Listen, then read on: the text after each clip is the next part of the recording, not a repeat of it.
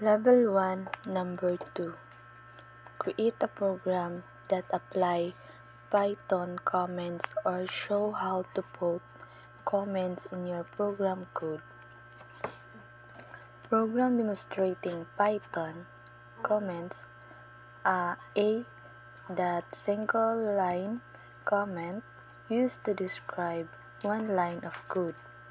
Name equal quotation mark Anna's quotation mark number. You can also add a comment by side code.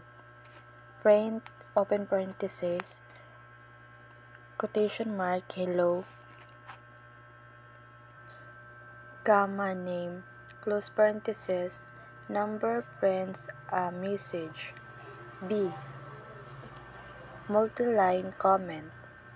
This is a multi-line comment that it explains multiple lines of code that Python ignores everything inside triple quotes. Age equal 20. Print open parenthesis quotation mark age colons quotation mark